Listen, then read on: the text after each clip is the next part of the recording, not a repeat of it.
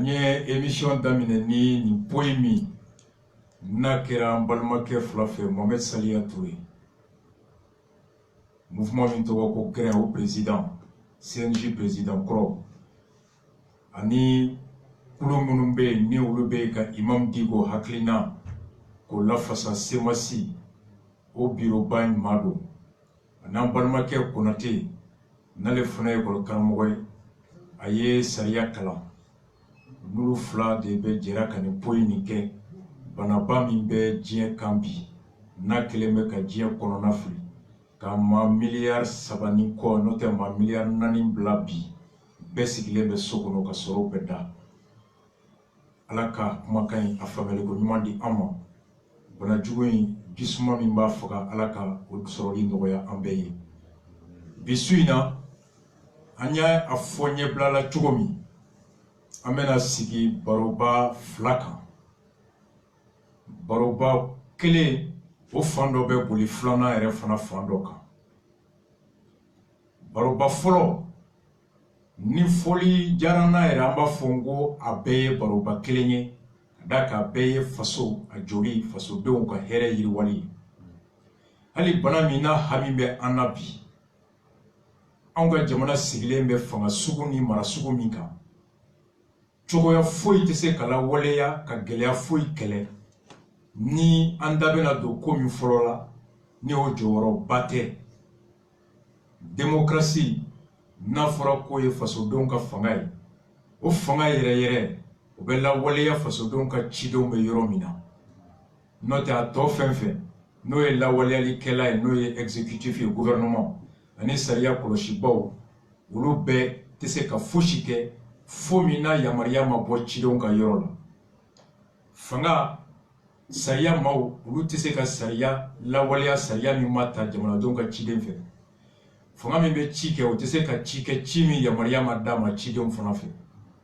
donc n'i y'a mɛn i bɛ coronavirus kɛlɛ i bɛ wari min don a la i bɛ minan min san miiri min n'i bɛ n'o lawaleya fo maa bɛ ka sɔrɔ maa min n'o yamaruyalen bɛ k'i yamaruya i k'a wari ta k'i yamaruya fɛɛrɛ min b'i bolo i k'a lawaleya ni mun ka ɲi a kɔnɔ k'o yamaruya ni mun ma ɲi k'o yɛlɛma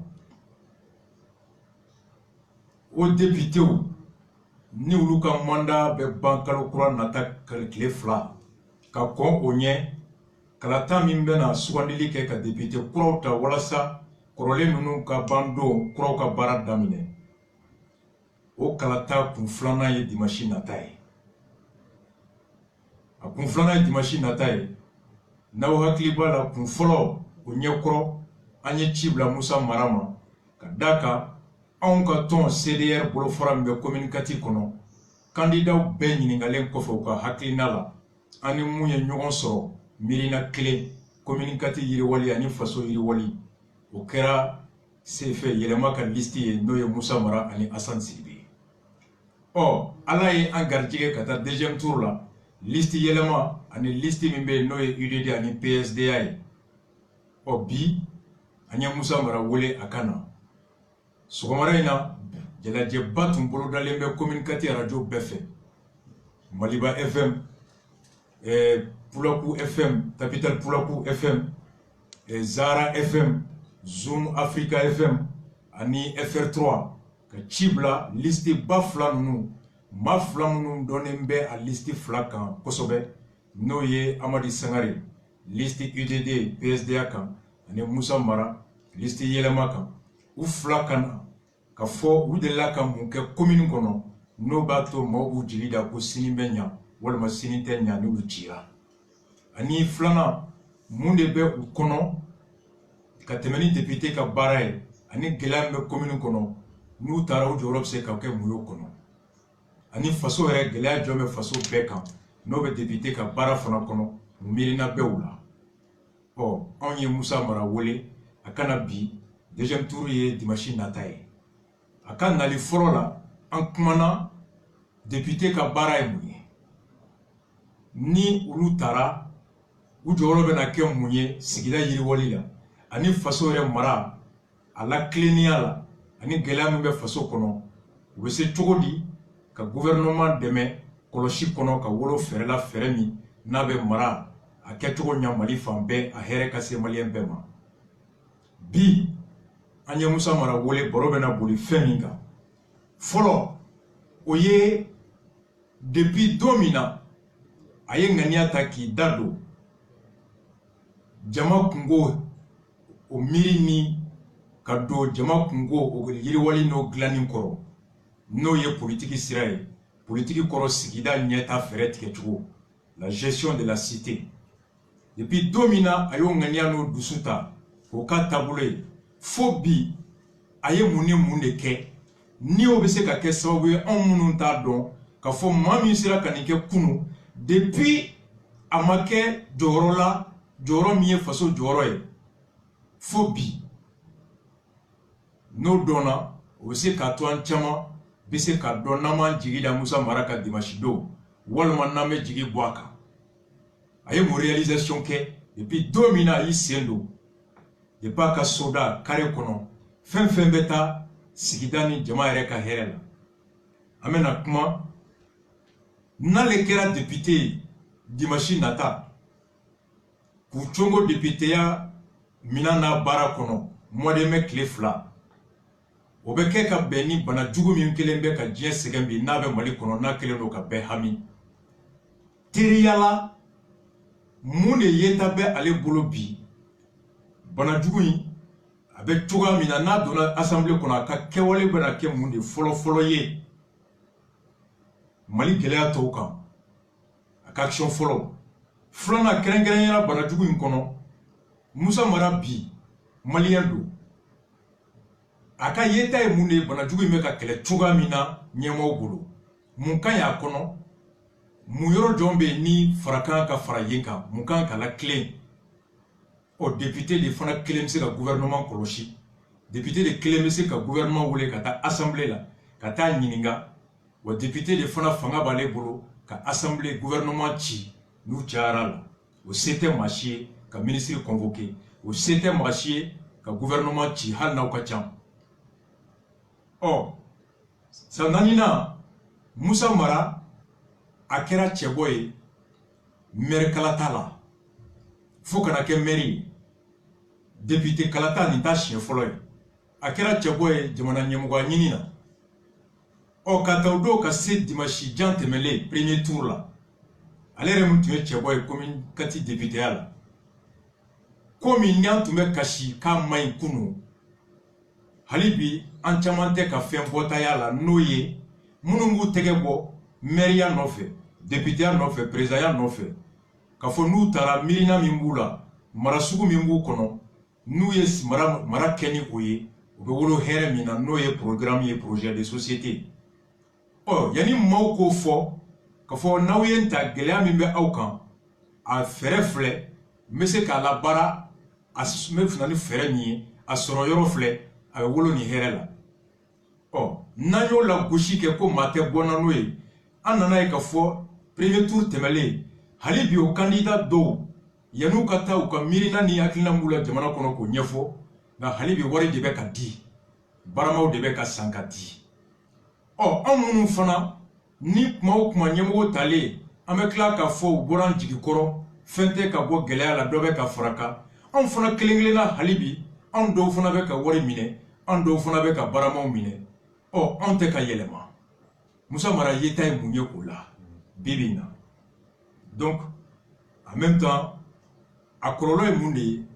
o kan donc kumakan laban deuxième tour bɛna kɛ premier tour kɛra gɛlɛya kelen min kɔnɔ deuxième tour bɛna k'o kɔnɔ n'o ye banako ye labɛn min tun fɔra jamana ɲɛmɔgɔw fɛ k'a lasabati walasa an ka se ka kala ta k'an tanga banajugu in sɔrɔli ma est-ce que o labɛn bɛɛ lasabatira premier tour la wa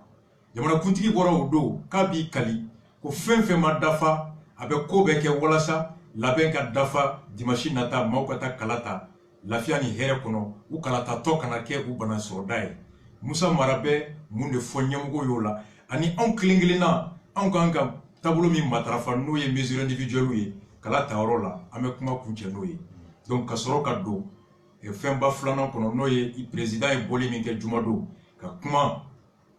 banako in kan a kɔlɔlɔ kɛrɛnkɛrɛnyala sɔrɔ taabolo ani sigi gɛlɛya min b'a kɔnɔ jamana wolola ni dɛmɛ min ye ka ɲɛsin kuranko tan fɛ ji fan fɛ baloko tanfɛ jɔn ni jɔn de bɛ se ka garijɛgɛ ka jamana ka nin dɛmɛ sɔrɔ ka kuran doni ta ka bi kunna nin kalo ani kalo kura jɔn ni jɔn de bɛ yen jamana ɲɛmɔgɔ ko a bɛna malo tɔni ba yirika min tila du jɔn de bɛ garijɛgɛw la u ye mun de ta ka maaw sugandi minnu ni nin balo ka kan minnu ni kuran fulama ka kan ani baarakɛla tɔ minnu bɛ yen dɛmɛ minnu kɛra u ye n'o ye taxes ni droits dɔw binni ye an bɛna kuma o kan deuxième partie la jɔn ni jɔn de ka kuran o t'a sara nin kalo nata balo min bɛna tila jɔn ni jɔn de n'a sɔrɔli ka kan jamanakuntigi kumana fɛn caman kan a kumana anw kan a kumana mobili bolilaw kan a kumana masiki ko kan a kumana furakɛlikɛlaw kan a kumana dɛmɛ yɔrɔ la a kumana hali diinɛ ɲɛmɔgɔw kan mesure ni fasali la a kumakan an y'a bɛɛ tɛrɛmɛ ka na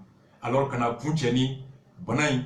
a yera commune de député la Adi Ɲangadu an bɛ dugawu kɛ ala ka nɔgɔya kɛ ala ka segin a yɛrɛ ma a yera an fa fana la Iban Ndiaye an bɛ dugawu kɛ u ni banabagatɔ bɛɛ ala ka nɔgɔya k'u bɛɛ ye au-delà de ça Iban Ndiaye ni Jowolaki bɔra k'a fɔ k'a bɔ u la olu ka b'u da u fila bɛɛ ye maabaw ye Jowolaki ye député Iban Ndiaye kɛra Bamakɔ maire ye URD mɔgɔba don olu fila ka bɔ k'a fɔ o bɔli bɛ se ka wolo mun de la an b'o faamu cogo di tilennenya don wa a nafa ye mun ye ni kɔlɔlɔ b'a la filanan o kɔfɛ Jowolaki a ye campagne kɛ commune D kɔnɔ an ye jaw ye a ye communiqué min kɛ an b'o fana analyser bibi na mun taabolo kan ka ta ɲɛmɔgɔw fɛ ani an kelen na commune D kɔnɔ n'o y'a sɔrɔ anw b'a dɔn an ni Jowolaki gɛrɛla ɲɔgɔn na anw kan ka mun de observer wagati jɔn kɔnɔ Karim Keita o ni Jowolaki ye campagne kɛ u bɛɛ bɛ liste kelen kan Karim a ko a taara sɛgɛsɛgɛli kɛ a t'a la ala k'o kɛ bada ye ala k'a kisi bana in sɔrɔli ma komi maliyɛn bɛɛ ala ka halibi an bɛɛ lakana nka o kɔfɛ Karim ni ye maa den ye maa min ye jamana kuntigi ye n'i ye Mali sariya ta sariya sunba ta Mali baarakɛ fangaba fɔlɔ o ye jamana kuntigi yɛrɛ de n'a farikolo ye la première institution c'est le président de la République Karim n'a fa bɛɛ bɛ du kelen kɔnɔ Karim ni Buwa gɛrɛla ɲɔgɔn na wa n'a ni Buwa gɛrɛla ɲɔgɔn na Buwa man kan ka lakana ko Buwa don nka Buwa jɔyɔrɔ ye di ye faso kɔnɔ mun taabolo kan ka kɛ faso ɲɛmɔgɔw fɛ bi walasa Buwa kan ka lakana cogo di ala k'an kisi n'o y'a sɔrɔ ka d'a kan i bɛ se dɔnnibagaw ka kuma la i bɛ se ka t'i tester 8 heures a bɛ fɔ k'a t'i la 20 heures i bɛ tester a fɔ k'a b'i la i bɛ se ka taa lajɛ bi araba a bɛ fɔ k'a t'i la sini juma a bɛ se ka kɛ k'a bɛ i la donc ko n taara lajɛ bi a tɛ n na o tɛ dalu min b'a to ko a bɛ fɔ k'a t'i la dɔnnibagaw ko hali n'i taara lajɛ k'a t'i la i bɔra kalama don min k'i ni dɔ ye gɛrɛla ɲɔgɔn na mun n'a yera k'a b'o la i ka tile 14 matarafa i ka yɔrɔ la tile 14 a mana kɛ i la cogo cogo o tɛ ban ka sɔrɔ a m'a yɛrɛ labɔ kɛnɛma ka dɔn ni tile 14 tɛmɛna ka sɔrɔ tamasiyɛn ma ye o kɔrɔ k'a t'i la k'o de kan don n'a bɛɛ ye bibi in na jamana kɔnɔ mun de kan ka kɛ o yɔrɔ la su in na baro a ɲɛba sigilen filɛ Musa Mara i ni so nba Bacili an b'i fo nba i ɲɛ bɛ masigi la nun sanfɛ tiɲɛ don hali n'o y'a sɔrɔ mɛtiri kelen ka jan a ka jan ni mɛtiri kelen kan n ye masigi in dɔn k'a kɛ min ye mɔgɔw k'a dɔn masigi matarafali ka ɲi bon n bɛna masigi in bɔ parce que an bɛna kuma min daminɛ a ka gɛlɛn n ka se ka heure kelen kɛ kuma la ka masigi in don nun na ma deli la ni mɔgɔw bɛna a bɛɛ faamu nka masigi donni in kɔni a ka fisa an b'a ɲini bɛɛ fɛ bɛɛ ka masigi in kɛ i taabolo ye ni ala sɔnna ne yɛrɛ fana ni ala y'an dɛmɛ n'an tilala n bɛna masigi in don an b'i fo an b'an lamɛnbagaw bɛɛ fo ka f'u ye ko banajugu min bɛ jamana kɔnɔ komi i yɛrɛ y'a fɔ cogoya min na an ka dugawu kɛ ala ka ta ka bɔ jamana kɔnɔ ala k'a kɛ a ka tiɲɛni ka dɔgɔya kosɛbɛ ala ka ta ka bɔ diɲɛ yɛrɛ fana kɔnɔ an b'aw bɛɛ fo Musa Mara an kumana i ka nali fɔlɔ la yan député ka baara ye mun ye n'i taara o fanga kɔnɔ i jɔyɔrɔ bɛna kɛ mun ye commune kɔnɔ sini an kumana sirako kan commune lakanako commune denmisɛnninw ka baarako ɲamacɛko ani dugukolo ko bɛ minnu na o bɛ ɲɛnabɔ cogo min gɛlɛya minnu bɛ yen bi fɛɛrɛ min bɛ se ka sɔrɔ a la walasa sini k'o wuli an kumana avenir kan mun bɛ se ka na n'i taara maaw bɛ se k'a ye k'a fɔ gɛlɛya min bɛ an kan tiɲɛ yɛrɛ la karisa b'a dɔn wa a ye fɛɛrɛ min fɔ hakili sɔnna fɛɛrɛ ma nka karisa yɛrɛ tɛmɛna sira jɔn fɛ mun de don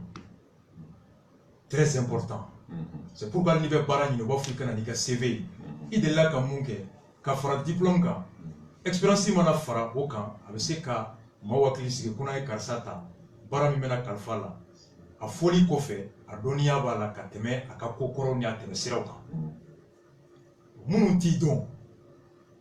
minnu b'i dɔn n'u t'a bɛɛ dɔn mun de la anw bɛ se k'an jigi da e kan bi depuis don min na i kununa k'a dɔn ka fɔ ko e ka hɛrɛ tɛ sɔrɔ ni bɛɛ ka hɛrɛ ma sɔrɔ o fana tɛ se ka sɔrɔ ni sigida ma lakana mali ma lakana mara ma latilenya donc depuis o don fo don min na i ka n'i tɛgɛ bɔ ɲɛmɔgɔya nɔfɛ fo ka se bi la i ye mun de kɛ i ye mun de kɛ n'o bɛ se k'a to bi an b'an jigi da ka fɔ i ko n'i taara i bɛ mun kɛ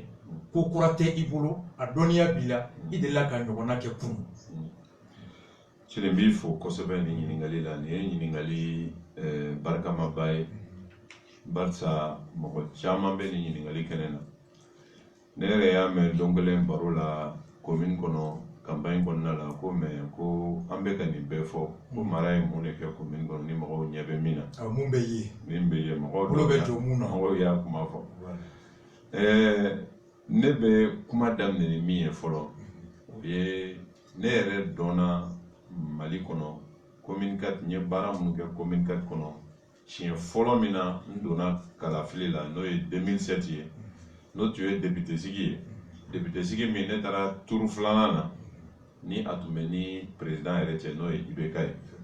mɔgɔw ye n dɔn Mali la o tuma de la o tuma la fɛnɛ n ye nin gafe in 2007 n ye nin gafe in publié ni papier i yɛrɛ ɲɛ b'a la i yɛrɛ ɲɛ bɛ photo la nin ye denmisɛnniya visage ye nin ye 2007 ne ye nin papier in n y'a publié nin y'a san 17 ye 2007 n y'a fɔ nin document in kɔnɔ o y'a sɔrɔ an ni IBK bɛ ɲɔgɔn na député sigi la n ko depuis 2000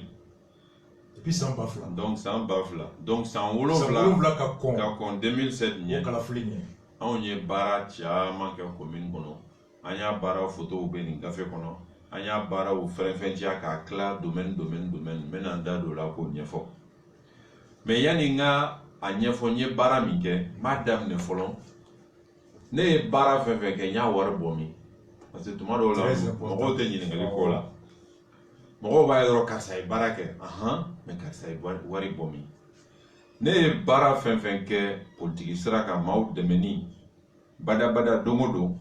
a baara bɛɛ wari bɔra ne ka sara de la parce que ne tɛ commerçant ye ko jagokun de bɛ n bolo ou bien n bɛ jago de kɛ ka feere k'a la ka tɔnɔ sɔrɔ ou bien n bɛ marché de ɲini gouvernement fan fɛ n'i ye marché ba sɔrɔ n bɛ se ka dɔ bɔ a la k'o don fɛn na ne t'o ye ne ka baara depuis 97 n ye baara daminɛ n bɛ baarakɛyɔrɔ kelen de la fo bi 2020 n'o ye cabinet d'expertise comptable Jara ye n bɛ sara kalo de la donc ne bɛ sara kalo min na n bɛ sara min sɔrɔ kalo la n bɛ dɔ de b'o la n bɛ min don maaw la n bɛ min don sigida la n bɛ min don n bɛ se ka fɔ hali jamana yɛrɛ la parce que 2007 kɔnɔ o y'a sɔrɔ n tun ka ko bɛɛ ye commune 4 ye mais n kɛlen ministre ye 2013 kana kɛ premier ministre ye ka bɔ la n ka ko ngɔlɔnkatala ka jamana bɛɛ sɔrɔ mais k'a daminɛ 2000 la ka na se fo n ka maire ma n ka baara bɛɛ tun ye commune 4 de dɔ de bɛ bɔ sara la wa o dɔ min bɛ bɔ sara la fɛnɛ n ye o évaluer kalo o kalo k'a daminɛ 2000 la ka taa 2007 la ne ye $3 ɲɔgɔnna bɔ n kun n ka sara la k'a don commune na kalo o kalo san 7 o tuma e sara bɛ se ka taa joli la o la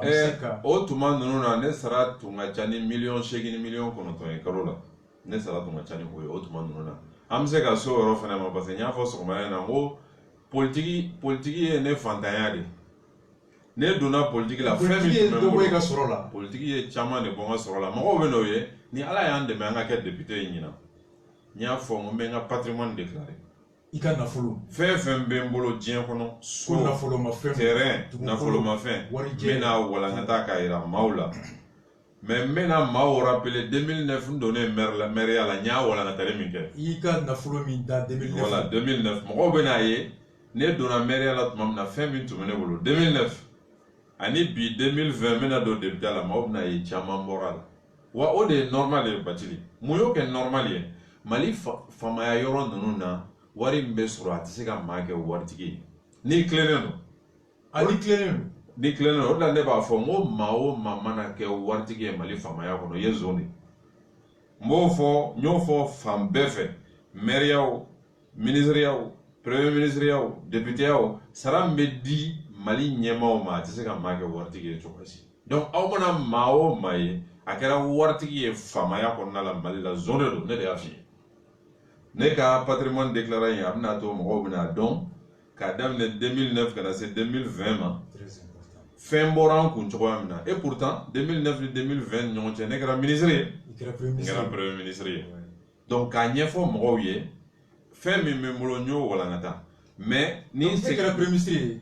i bɛ wari min sɔrɔ cabinet la o ka ca ni sara premier ministre ala tɛ comparer premier ministre sara Mali la tuma min na ne tun ye premier ministre ye 1,8 million o de ye premier ministre sara ye Mali la ministre sara Mali la o ye 1,750,000 tuma min na n tun ye premier ministre n t'a dɔn ni fɛn farala kan mais Mali la ni fɛn farala kan parce que a tun bɛ dɔn ni fɛn farala kan ne bɛ min sɔrɔ expert comptable la n y'a fɔ a kɛra cogo o cogo a tɛ jigin 500,000 jukɔrɔ tuma min na n bɛ expert comptable baara yɛrɛ dɔrɔn kɛ n tɛ foyi kɛ o kɔ donc ne ye k'a daminɛ 2000 ka na 2007 la kalo o kalo 3 millions ɲɔgɔn na n y'o bɔ n ka sara la k'o don commune kɔnɔna la n'i ye san 7 ta k'o lajɛ o ye 200,000 ani 250,000 ani 200,000 min donna commune na wa donna min na a bɛɛ bɛ nin papier in kɔnɔna la wa bɛɛ bɛ sɛgɛsɛgɛ ka ye a photo b'a la yɛrɛ a kɛra maa minnu ye olu ka témoignage bɛ nin papier in kɔnɔ a tuma min na nin 2007 an y'a campagne kɛ mɔgɔw bɔra yɛrɛ ne ka spotu la k'a fɔ a ye nin kɛ yan nin yɔrɔ in na a ye nin kɛ yan nin yɔrɔ in na a kɛ o kɛra bɛɛ ɲɛna donc fɔlɔ ye min ye fɔlɔ n bɛ wari bɔ min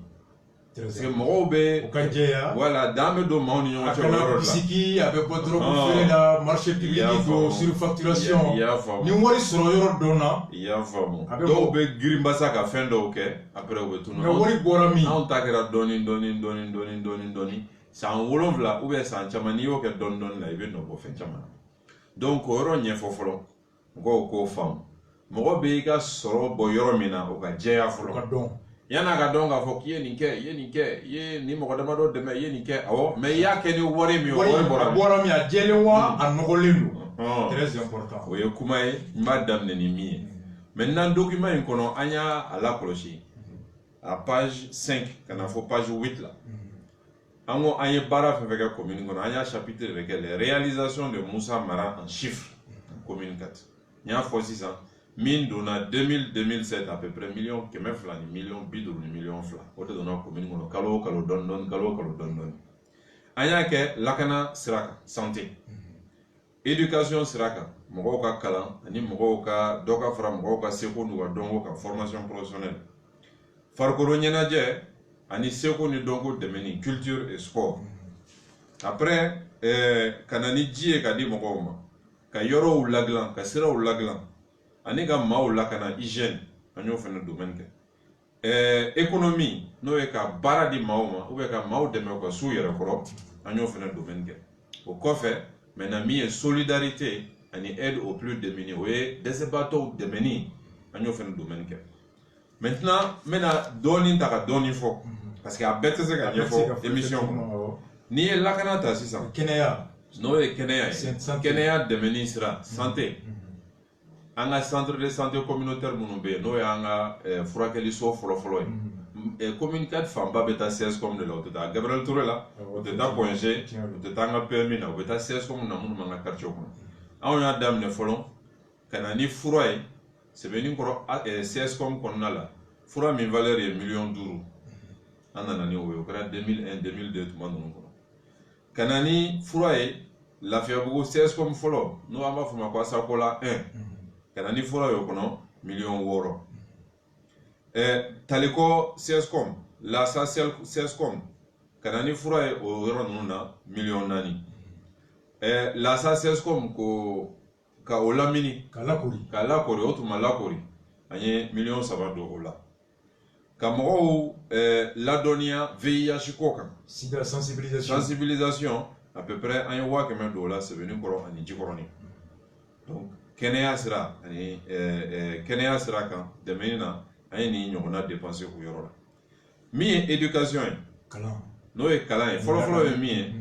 an ye cours de vacances de organiser commune 4 kɔnɔ san o san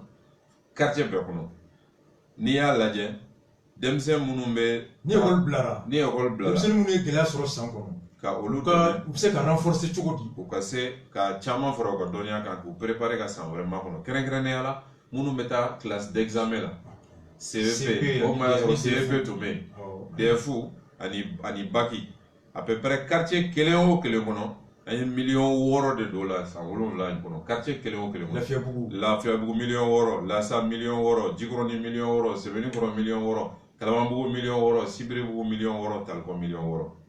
donc n'i y'o lajɛ u bɛ bɛn 48 commune 4 kɔnɔ san 7 kɔnɔ 2000 ka na se 2007 ma nin bɛɛ ye 2000 ni 2007 kuma de min kɛra 2007 kɔfɛ n da tɛ o la k'o walanwalan o fana o ye nin ɲɔgɔnna kelen-kelenw caman ye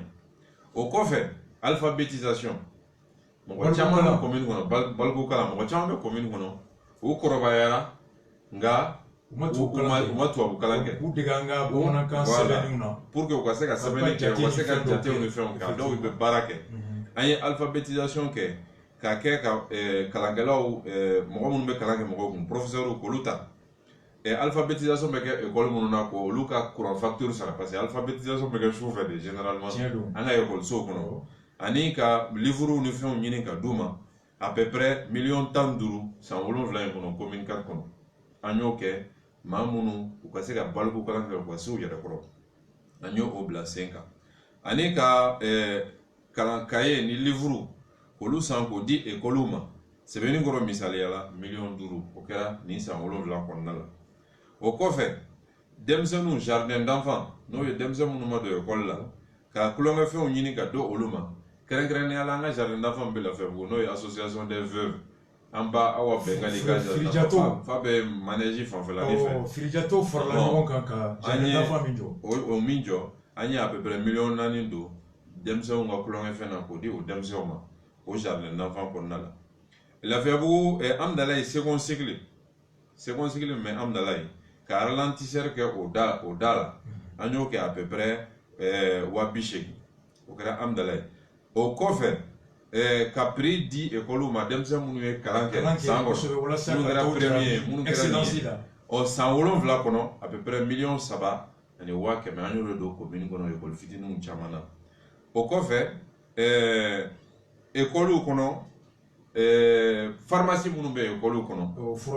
ka fura ɲini ka taa o école kɔnɔ an ye second cycle min bɛ Sɛbɛnnikɔrɔ à peu près an ye 20,000 fura san ka d'olu ma ani ka conférence débat kɛ o conférence débat bɛ e yɛrɛ concerné parce que 2001 2002 e ni ne ye conférence débat caman kɛ an ye club des patriotes baara ni fɛn ninnu kɛ an ye conférence débat min kɛ commune 4 kɔnɔ 2000 ni 2007 kɔnɔna la à peu près o bɛnna 2,000,000 ani 100,000 ani 60,000 de ma 2,800,000 san 7 kɔnɔna la o ye éducation ni sensibilisation ni formation ye farikolo ɲɛnajɛ dɛmɛni ka terrainw dilan ka terrainw ɲɛnabɔ Sɛbɛnnikɔrɔ Kalabanbugu Jikɔrɔni Amdalayi Lafiyabugu Talikɔ an ye 5,000,000 ani 100,000 don la balontan terrainw ni basket terrainw o aménager k'u ɲɛnabɔ yɔrɔ dɔw la an bɛ guwaw sigi yen yɔrɔ dɔw la an bɛ filets sigi yen yɔrɔ dɔw la an bɛ na ni terrain dame yɔrɔ dɔw la an bɛ ciment kɛ basket terrainw kan nin quartier ninnu bɛɛ kɔnɔ san 7 kɔnɔ an ye 5,000,000 dɔ don la o kɔfɛ tournoi ka tournoi organiser balontan b'a la basket b'a la ani an ka commune kɔnɔ volleyball fɛnɛ b'a la à peu près 2 millions an y'o don tournoi organiser la ni san 7 kɔnɔ commune 4 fan bɛɛ kɔnɔna la an ka commune équipe minnu bɛ yen n'u caman tun bɛ deuxième division na tuma min na anw bɛ don baara ninnu na an ye dɛmɛ kɛ o commune ninnu ye dɔɔni o équipe ninnu ye dɔɔni à peu près 100,000 ani 30,000 an y'o don o la nin san damadɔ kɔnɔna la ani ka balontan basket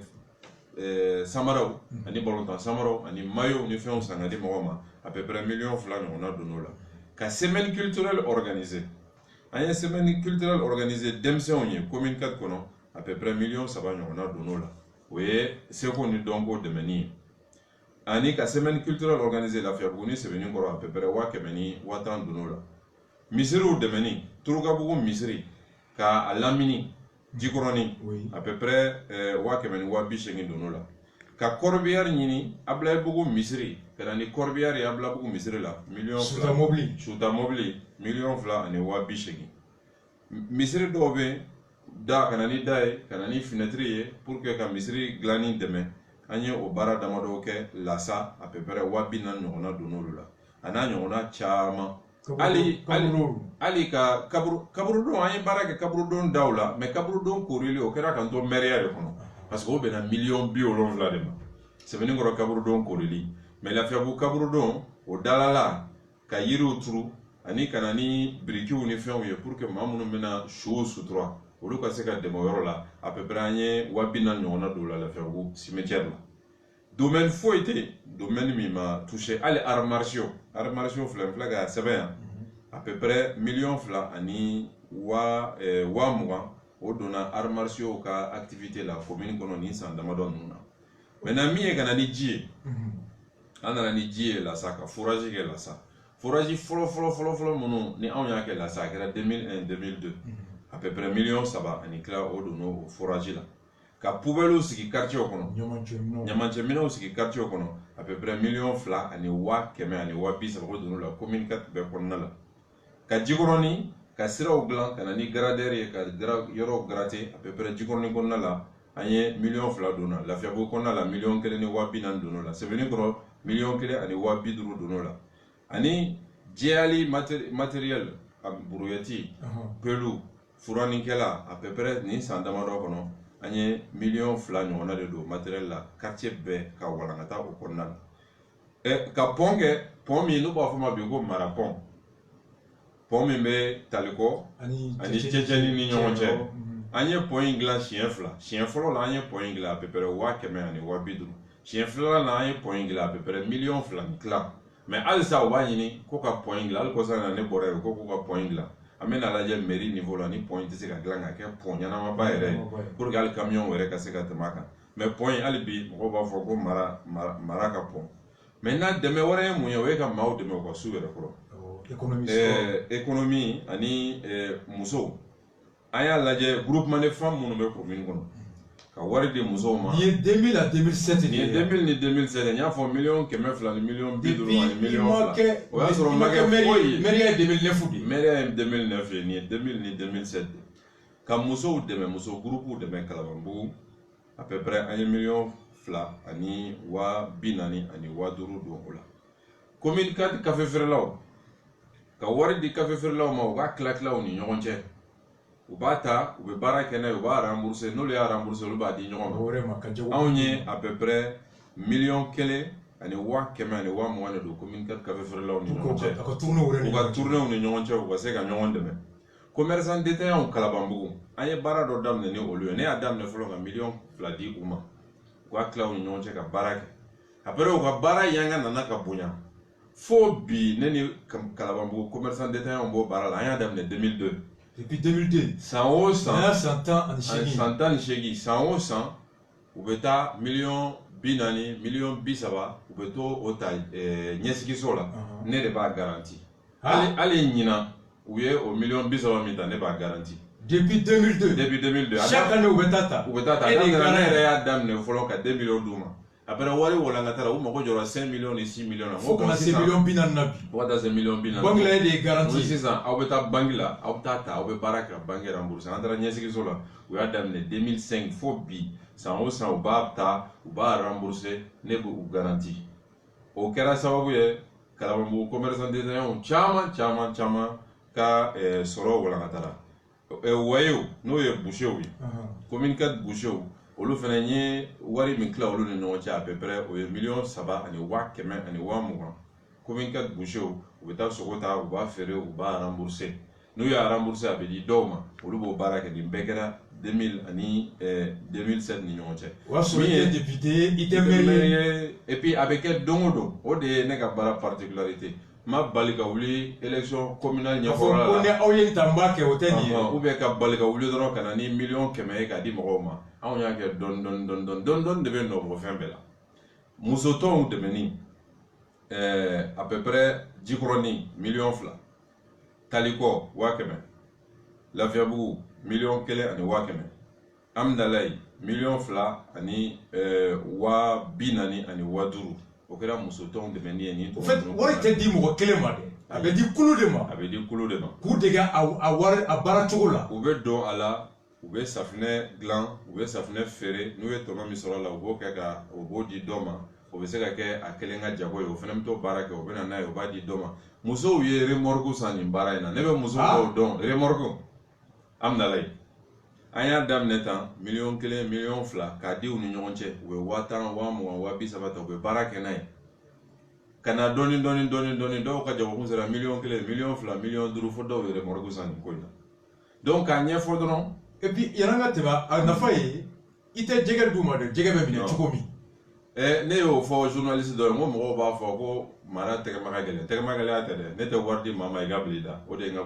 ka système mais nafa t'a la nafa foyi t'a la i bɛ wari di maa ma bi a ka bila da sini a bɛ n'i deli tuguni donc hali n'a kɛra dɔrɔmɛ 10 ye ni ne b'a d'i ma a dɔrɔmɛ 10 bɛ na ni dɔrɔmɛ 12 bɛ dɔrɔmɛ 13 ye cogoya i b'a bila o sira kan o de ka ɲi pour que e bɛ e tɛ yan a ka se k'a yɛrɛ ta voilà i y'a faamu an ka baara bɛɛ kɛra o de kɔnɔna la ani jeunes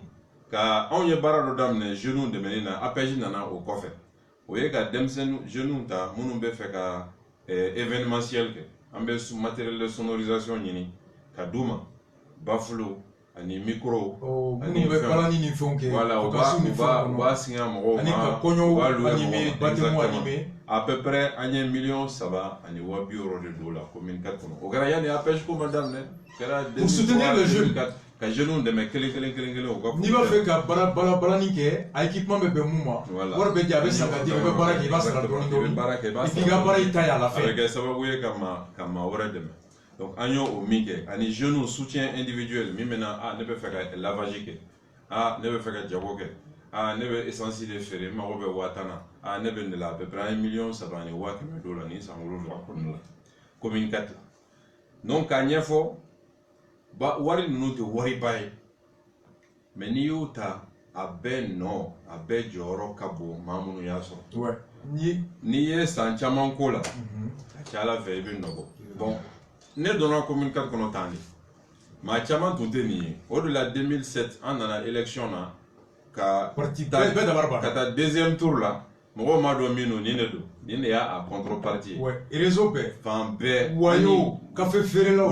fini gossikɛlaw musokulu o b'a sɔrɔ bɛɛ nana i ye bɛɛ dɛmɛ dɔ jago miiri ɲuman cogo la et puis k'u dɛmɛ fɛnɛ ka sɔrɔ élection tɛ foyi tɛ 2002 à 2007 voilà et puis entre temps on a été candidat, liste invalidée là. On a appelé à soutenir Sigida Nieta. Malgré tout, ça continue. Et on continuera. Voilà, donc il faut qu'on y ait un tamba qui est au temba là. Bon, on est là depuis 2000. Néo de fort. Moi, je donne la 2000, il faut 2020. Parce qu'à de 2007, ne continuera. En 2007, voilà, un document en 2007. 2009, une élection communale qu'on a gagné. An ye ni ɲɔgɔnna de ɲɛfɔ mɔgɔw ye k'a fɔ ko anw bɛ commune kɔnɔ nin sira de kan an ye indépendant ye an bɛ association kɔnɔ an bɛ musow dɛmɛ an bɛ denmisɛnw dɛmɛ an bɛ commune dɛmɛ an ye maire kɛ maire kɔnɔna la sisan an ye baara min kɛ maire kɔnɔ parce que i kelen bɛ dɔ kɛ mais i bɛ min kɛ maire kɔnɔ o yankan ka bon ni kelen ta ye o yɔrɔ fɛn na n ye misali damadɔ dɔrɔn di maire kɔnɔ a fɔlɔfɔlɔ ye min ye Sɛbɛnninkɔrɔ kaburu don maaw tun bɛ suw labɔ de ka taa saraka juguw ni fɛnw kɛ suw la bɛɛ b'o kalama Sɛbɛnninkɔrɔ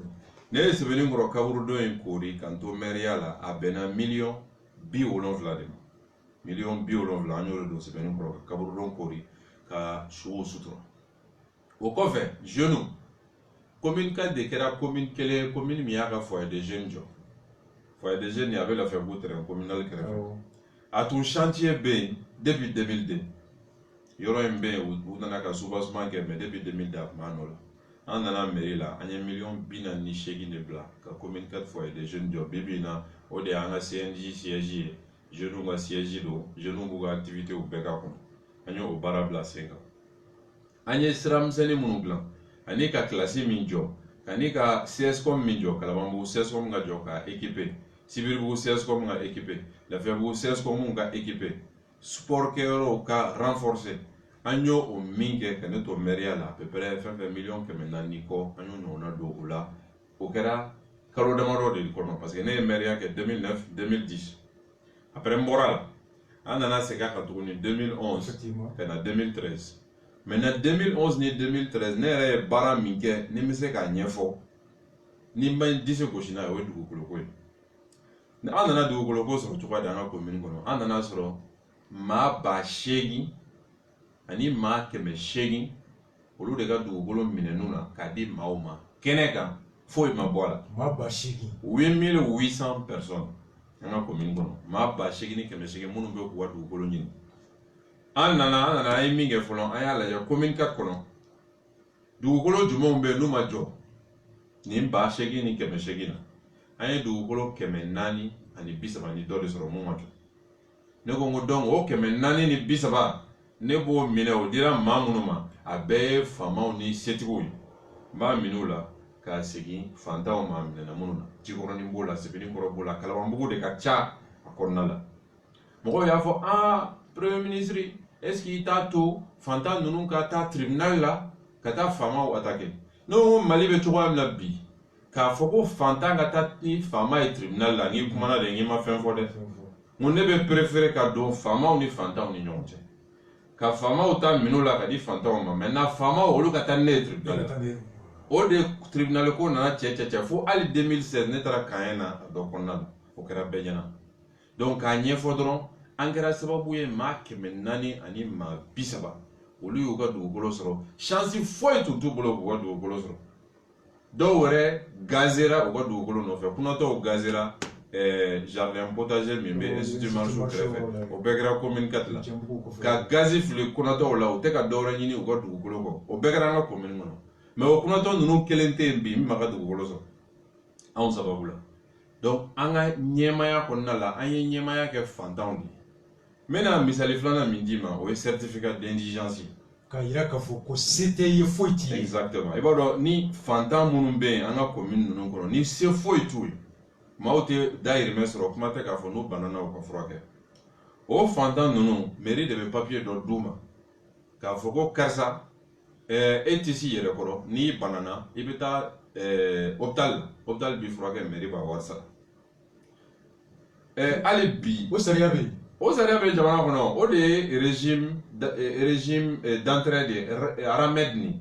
gouvernement ye o système de kɛ Aramed ye. se tɛ minnu ye sigidaw la. foyi t'i ye mairie bɛɛ b'a dɔn k'u bɛ kɔli kɔnɔ. voilà mairie bɛ papier kɛ ka d'i ma. i bɛ taa i bɛ furakɛ. n'i banana i bɛ furakɛ. après hôpital bɛ taa mairie b'a sara. mairie b'a wari sara.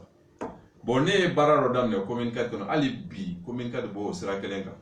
o certificat d'indigence min bɛ di Bamako.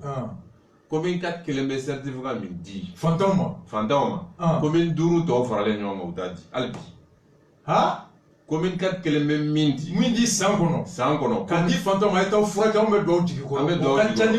commune 5 tɔw ta faralen ɲɔgɔn kan. bɛ dɛmɛ min kɛ fantanw ye. u t'a bɔ. k'a fɔ dɔrɔn an ye ɲɛmaya kɛ ni fantanw de. fantanw de ka ca jamana kɔnɔ. bon n'i bɛ ɲɛmaya kɛ ni fantanw ye fɛnɛ i ka ko ma nɔgɔ dɛ. parce que a bɛ kɛ dɔ de la o. a bɛ kɛ dɔ ye a bɛ kɛ dɔ la. an ka jamana in kɔnɔ a bɛ kɛ fantanw de la a bɛ kɛ faamaw de. n'i e ko k'i b'a kɛ fantanw ye forcément i b'a kɛ faamaw la. i bɛ tagama faama dɔw sen kan parce que i b'a sɔrɔ yɔrɔ o yɔrɔ faama dɔw sen dalen bɛ fantan dɔw sanfɛ.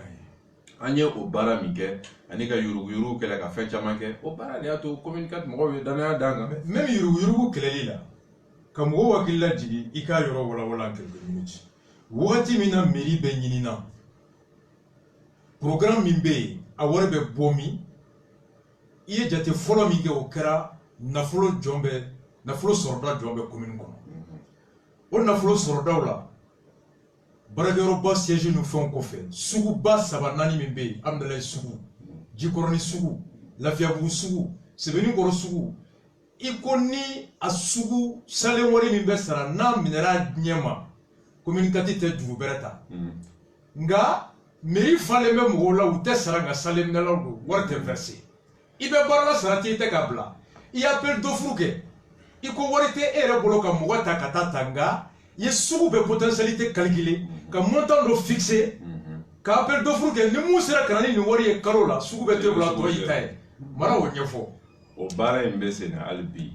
o de y'a to an ka commune ye commune kelen ye Bamako sugu kɔnɔ mɔgɔw yɛrɛ de bɛ sugu gérer parce que sugu ninnu bɛɛ bɛ gérer jɔn fɛ sugu kɔnɔ mɔgɔw de ye coopérative sigi minnu yɛrɛ bɛ sugu kɔnɔ. i y'u fara ɲɔgɔn kan. ko anw tɛna nin to maa si bolo maa kana k'a fɔ k'i b'anw ka sugu gérer ka na anw cɔngɔ an yɛrɛ b'an ka sugu gérer ne ko n ko baasi t'a la o de ka ɲi anw bɛ nin wari fɔ aw ye nin sugu in kɔnɔ aw bɛ nin wari sara mairie ye a tɔ ye aw ka ko ye o kɛra sababu ye ka commune 4 commerçant n'a sugu kɔnɔ mɔgɔw organiser foyi tɛ kɛ sugu foyi kɔnɔ ko commune 4 kɔnɔ ni commune 4 sugu kɔnɔ mɔgɔw yɛrɛ ma jɛ n'a ye n'i taara Bamakɔ commune fɛn fɛn kɔnɔ i b'a sɔrɔ sugu kɔnɔ maaw de bɛ wuli ka b'u ka place la nafɛn feerelaw k'a di maa ma min bɛna kɛ butigi ye min b'a kɛ immeuble ye ka sɔrɔ sugu kɔnɔ mɔgɔw ma ɲininka u tɛ ɲininka yɛrɛ kuma tɛ k'a fɔ ko ka fɛn kɛ an ka commune sugu bɛɛ bɛ gérer ten fo ka taa se bi ma hali kɔsan in na hangar dɔw dilanna Lafiyabugu sugu kɔnɔ Japon ka financement na sugu kɔnɔ mɔgɔw de y'a bɛɛ organiser appel d'offre o maa min kan ka taa o ka maaw ka place recenser maa kelen ma wuli ka bɔ a place la bɛɛ y'i ka place retrouver étal dilanna bɛɛ y'i ka place retrouver u de bɛ ɲɔgɔn dɔn donc n'i ye danaya da maaw yɛrɛ kan maaw bɛ s'u yɛrɛ kɔrɔ mairie bɛ dɔ sɔrɔ maaw bɛ dɔ sɔrɔ sugu bɛ ɲɛnabɔ a bɛ kɛ sababu ye dɔrɔn minnu bɛ munumunu na ni olu bɛ yurugu la olu de bɛ ta ka bɔ yen sale ne ye sale minɛna dɔw ye an ka commune kɔnɔ u tɛ sara u bɛ mairie t'u sara u bɛ sale minɛ min kɛ à peu près kalo la normalement 1000 de bɛ bɔ sale minɛ na ka d'u ma olu dɔw ye villa 3 jɔ a se kɔnɔ sale minɛ na villa 3 o kɛra cogoya di yurugu ni e ka wari cayalen 1000 kalo la villa 3 o ye villa jɔ a se kɔnɔ a ye villa 3 jɔ donc an ka baara kɛra sababu ye k'olu de éliminer ka bɔ yen parce que ni gestion dira sugu kɔnɔ mɔgɔw ma dɔrɔn t'u labila voilà olu ko sugu kɔnɔ mɔgɔw bɛ nin wari la mɔgɔw bɛ i ka na nin di yan dɔrɔn e tɛ mɔgɔ ci ka taa minɛ kalo sara o de b'i n'u cɛ o de montant d'i ma ne ka pouvoir fin déposer commerce artisan lajɛ bololabaarakɛlaw olu tun bɛ 3000 ani 18000 3000 ni 600 o tun b'o de sara san kɔnɔ wulila u ko vraiment 3000 ni 600 o ka ca anw ma anw tɛ se k'a sara donc minnu bɛna wari minɛ anw bɛ to 100 di ni 200 di de la olu ma surafɛn na mairie tɛ fɛn sɔrɔ olu tɛ fɛn sɔrɔ ne ko sisan an bɛna min kɛ yanni aw ka 3000 ni 600 sara aw bɛ 1000 ni 300 sara. C'est à moins de 5%. 66%, on a enlevé 2 tiers ou cas impôt. Voilà. Aw bɛ 1000 ni 300 sara 6500. Wala 1000 ni 300 yɛrɛ 100 o bɛ to artisan ka kɛso la pour que k'aw ka chambre de métier dɛmɛ mairie bɛ 1000 ni 200 de sara. Mairie bɛ 1000 ni 200 de sɔrɔ artisan kelen o kelen. Ngo aw yɛrɛ bɛ organiser ne tɛ mɔgɔ ci aw ma ka taa wari minɛ aw yɛrɛ de bɛ wari récupérer artisan bɛɛ la commune kɔnɔ ka na wari verser anw ye artisan calculer nombre ye min ye wari min kan ka don mairie kɔnɔ o y'a sɔrɔ artisan ka taxe 3000 ni 600 in artisan ka taxe mairie tun bɛ 22 de sɔrɔ 3000 ni 600 in an y'a na 1000 ni 300 aw mairie ta ye 1000 ni 200 la mairie ta ye 1000 ni 200 artisan ta ye 100 ye an bɔra 22 la ka kɛ 35 ye parce que bɛɛ y'a sara 1000 ni 200 o ye 30 ni kɔ di aw ma an mairie ma ka sɔrɔ 3000 ni 600 aw ma million aw tɛ million 20 kɔ parce que mɔgɔ min b'an ni ɲɔgɔn cɛ olu de b'a wari sara o de bɛ kɛ ka villa jɔ a se kɔnɔ i bɛ maa ye a bɛ sara 1000 mais villa b'a bolo a se kɔnɔ mara yurugu kɛlɛli i y'an don fɛn filanan kɔnɔ i ye fɛn minnu kɛ o bɔlen kɔfɛ mara yɛrɛ bɛ kɛ cogo min an donn'o de kɔnɔ sisan la gestion la gouvernance o kɔnɔna la mais mun dɔnniya de bɛ i ye mun dɔnniya b'i la min don dɔrɔn mun y'a to i wolola nin fɛɛrɛ ɲumanw na c'est-à-dire min don dɔrɔn Batili kalan ni fɛnw ta fɔlɔ ye min ye i ka clé parce que ne nana mairie kɔnɔ n mana mairie kɔnɔ n bɛ fɛn ɲini mais ni maire nana n y'a fɔ sisan ko ɲɛmaaya kɔnɔ mɔgɔ man ka wari sɔrɔ Mali la mairie filɛ sisan commune 4 mairie bɛ indemnité de ta 10,8 dɛmɛ de don a bɛ d'a ma dɔrɔn bɛɛ k'a lamɛn mairie ye indemnité de bɛ d'a ma session a bɛ essence min k'a ka mobili kɔnɔ ka na baarakɛyɔrɔ la 80,000 80,000 commune 4 maire ka fɛn fila a bɛ min sɔrɔ ɔ ni mɔgɔ min na n'o kɔnɔ e bɛ na k'a fɔ k'i bɛ fɛ ka so jɔ e ka fɛn bɛ ye 80,000 i b'a dɔn kɔni o tɛ se ka kɛ donc o de bɛ maire bila dugukolo feere la wa o de bɛ maire bila fɛnɛ maa minnu bɛ nin yurugu kɛ ani ka mɔgɔw ta ka taa sale minɛ wari tɛ reverser a bɛ détourner olu bɛ taa sale minɛ u bɛ na k'a tila u ni maire ni ɲɔgɔn cɛ ɔ ni e nana sisan e ko ne mago tɛ nin wari ninnu na ne nana n bɛna baara de kɛ donc i bɛ chaîne yɛrɛ casser fɔlɔ hali ka kulo yɛrɛ t'u la o ye fɔlɔ ye filanan ye min ye ne ka baara ye expert comptable de donc développement fɛɛrɛw ani sɔrɔw yiriwali n bɛ dɔɔnin dɔn a la ne ye mairie dɛmɛ kosɛbɛ kosɛbɛ ka sɔrɔ o ma kɛ maire ye Haidara ka temps na ne tun bɛna communicate mairie la k'a ɲɛf'u ye u kan ka sɔrɔw yiriwa cogoya min na budget bɛ ta cogoya min na 99 2000 o kɛra Haidara ka temps na ne tun b'o baara ninnu kɛ donc n ye fɛn caman dɔn mairie ko la ani commune ko la ka sɔrɔ maire dege mairie baara cogo la ka sɔrɔ hali dɔ politique la o ye ko an kan ka tɛmɛ sira minnu fɛ o y'o nɔgɔya o de kɛra sababu ye ni recette da bɛɛ an ye dɔɔni fara nin bɛɛ wo bɛɛ girinna ka wo girin suɲɛnikɛlaw ni yuruguyurugukɛlaw ye ka dɔ fara mairie ka yanga kan ani commune ka denw fɛnɛ k'u sen don u ka kow la bien expérience bɛɛ b'i la o i ye nin sɛbɛn wa très important ne ka livre fɔlɔ Mali la 2006 pour un Mali meilleur n'i y'a lajɛ n ye fɛn caman sɛbɛn a kɔnɔna la yuruguyurugu kɛlɛli sira n y'a fɔ Mali ka développement k'a daminɛ dugumala ka taa n b'a fɔ ko développement à la base an ka confiance da commune yiriwali daminɛ depuis duguma exactement an ka confiance da commune kan hali an bɛna nin banajugu in kɛlɛli daminɛ ne ye sɛbɛnni k'a kan ni banajugu kɛlɛli i bɛ gouvernement ka kuma mɛn i t'a mɛn siɲɛ kelen ko commune kan ka nin kɛ région kan ka nin kɛ cercle kan ka nin kɛ centralisation do foyi voilà jamana in tɛ se ka taa de n'an ma commune bila ba la ka cercle bila ba la ka région bila ba la ka fanga lagika d'u ma bon n'i ye commune bila ba la commune maire fɛnɛ n'a kɛra maa ye maa min tilennen don ani commune baarakɛbaw bɛ baara kɛ école ko sira kan sisan i tɛ se ka foyi ɲɛnabɔ école ko la ni CGS ma baara kɛ comité de gestion parents d'élèves i n'olu ka jɛ ka baara kɛ furakɛli sira kan i tɛ se ka foyi kɛ ni ni ASACO ma baara kɛ ani ni CSCOM ma baara kɛ bon ni de ye développement ye an ka jamana kɔnɔ sariya bɛɛ de préciselen don mais minnu b'a waleya olu yɛrɛ t'a dɔn kuma tɛ k'a bila sen kan e mana taa an ka ASACO la sisan i bɛ taa sɔrɔ maa kelenw de b'a la depuis san 20 u bɛ réunion kɛ k'u yɛrɛ ka mandat renouveler jeunes bɛ kɛlɛ la école du fleuve filɛ Jikɔrɔni sisan a bɛ se ka kɛ i b'a kalama école du fleuve jeunes wulila Jikɔrɔni ka kɛlɛ kɛ ka da mun kan fɔlɔ CGS minnu bɛ école du fleuve la olu yɛrɛ ka transparence olu ka jɛya u bɛ wari fɛn fɛn sɔrɔ san kɔnɔ u ka Jikɔrɔnikaw lasigi k'a ɲɛfɔ an ye nin de sɔrɔ an ye nin baara kɛ u ma se k'o sɔrɔ a ma se o hali ɲinan école tatɔ anw taara sanji kama yɛrɛ école ma se ka joona ji bɛ don fo ka fa bon école yɛrɛ maracogo o fana ye problème ye bien an sera il est presque 1 heure de temps an bɛ yɔrɔ min na sisan an y'a faamu u ye mun kɛ u bɛ se ka maa caman édifier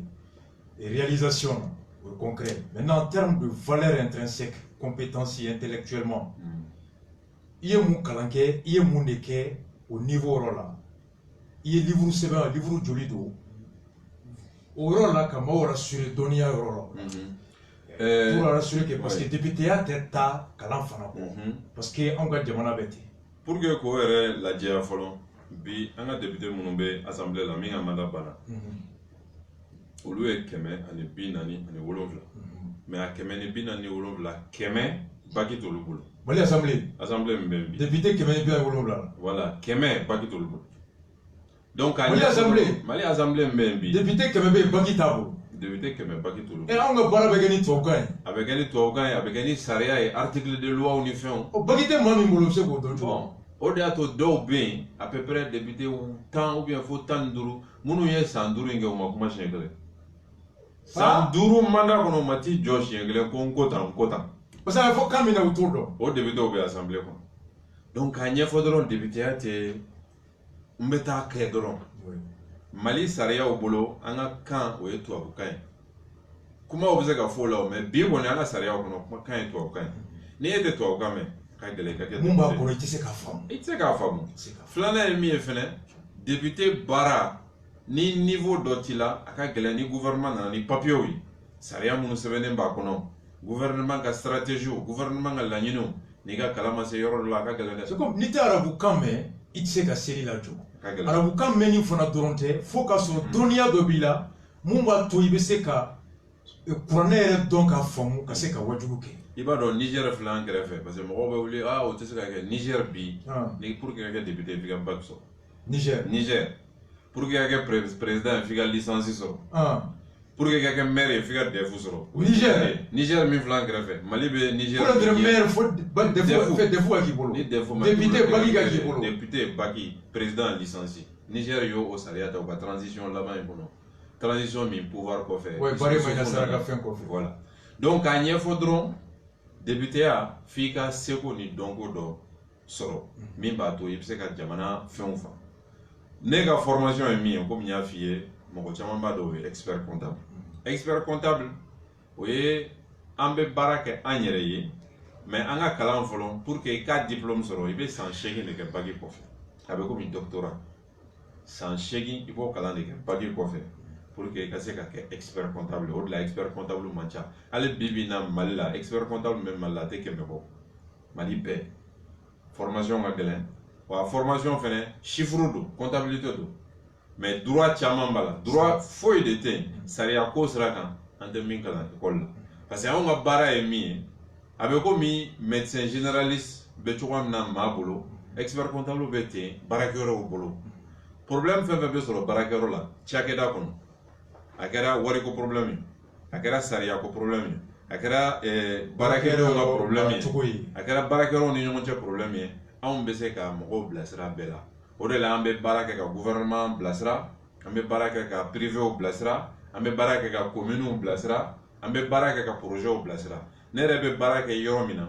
o de cabinet ka bon ni Mali cabinet bɛɛ ye n'o ye cabinet Jara ye ne y'o cabinet diriger k'a daminɛ 2000 ka taa se fo n donnen gouvernement na 2013 o cabinet bɛ baara kɛ Mali kɔnɔ ani jamana 15 Mali kɔ kan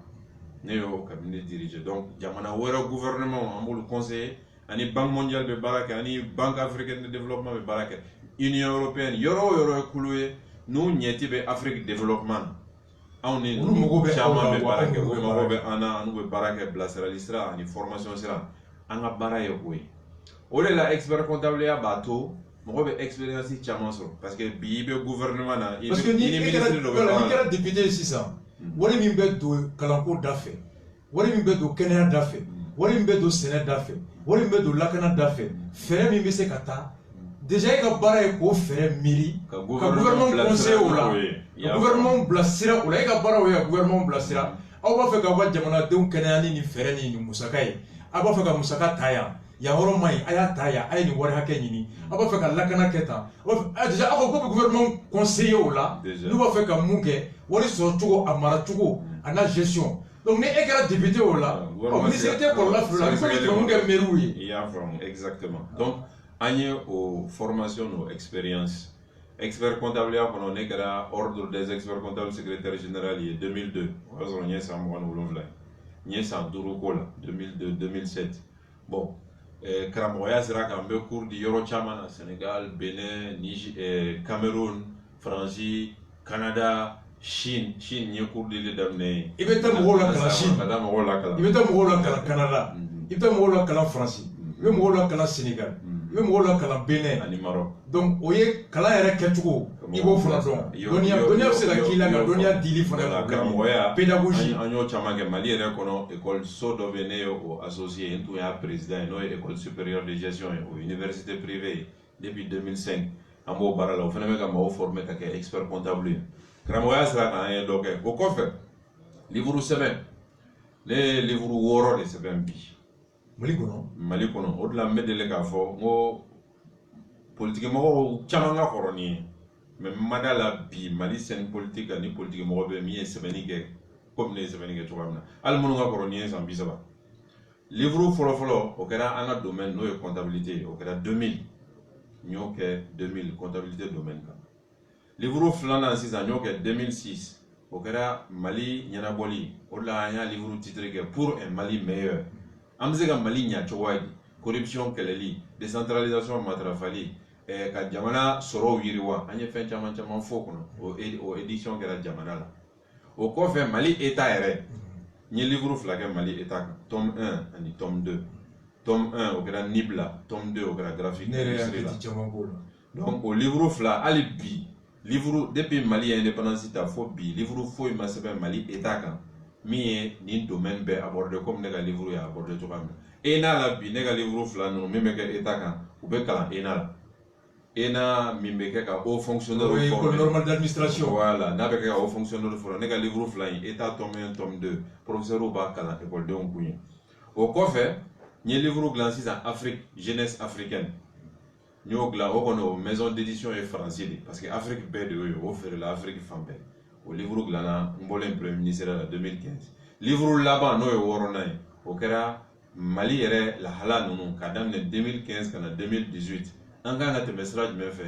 crise kɔfɛla la jamana kɔnɔdenw ka bɛn justice sabatili la o livre in jɔnmuda yɛrɛ de y'o préfacé o fɛnɛ maison d'édition kɛra allemand fan fɛ o livre fɛnɛ publiera 2018 o ni bɛ article minnu publié presse kɔnɔna la journal kɔnɔ Mali kɔnɔ journal kɔnɔ Mali kɔfɛ ne bɛ sɛbɛnni kɛ Jeune Afrique kɔnɔ régulièrement Maroc journaux Angleterre journaux Canada journaux Sénégal journaux, Côte d'Ivoire journaux, mes publications régulièrement parce que mes conférences où jamana ke ni jamana nunu na mɔgɔ b'a ye hakilina nunu fan fɛ peut-être mɔgɔ kan ka lamɛn davantage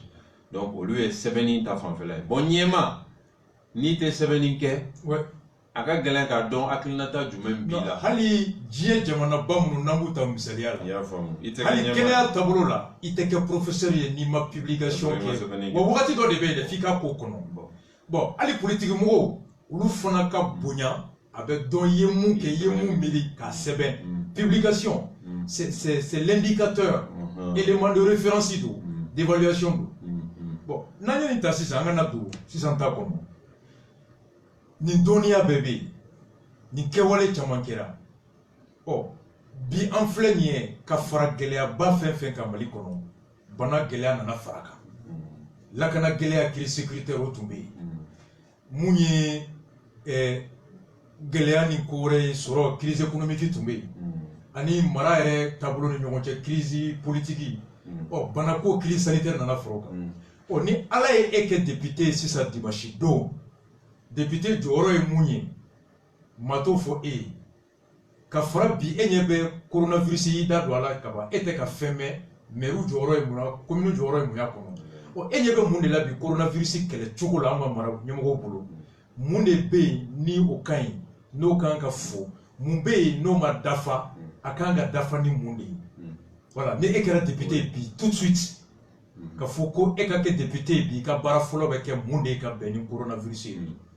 i b'a dɔn yanni n ka don n ka débutaya kɔnɔna la ne ye fiɲɛ dɔ ye an ka autorités ka crise in gestion na fo an ka fiɲɛ ninnu fɔ a fiɲɛ fɔlɔfɔlɔ ye min ye o ye transparence ye jɛlenya ko bɛ ka kɛ cogo di ne bolo halisa kow dabirilen don et pourtant n'an bɛ fɛ jamana kɔnɔdenw ka wuli k'o jɔ ka tugu ɲɛmaaw kɔ nin ko in na fo tiɲɛ de ka f'u ye tiɲɛ lakika tiɲɛ tɛ fɔ yɔrɔ jumɛn n bɛna f'i ye bi bi in na an b'a mɛn dɔrɔn communiqué minnu bɛ kɛ don o don a ye nin mɔgɔ hakɛ sɔrɔ a ye nin mɔgɔ hakɛ sɔrɔ nin kɛnɛyara nin kɛnɛyara a banna ne ko a ye mɔgɔ hakɛ min sɔrɔ a y'olu sɔrɔ sira jumɛn fɛ olu ni jɔn gɛrɛla ɲɔgɔn est ce que u testera de wa ou bien u bananen de sera an y'a ye k'u tester k'a ye k'a b'u la parce que coronavirus a bɛ fɔ ko bana kunbɛ ka wusa ni bana furakɛ ye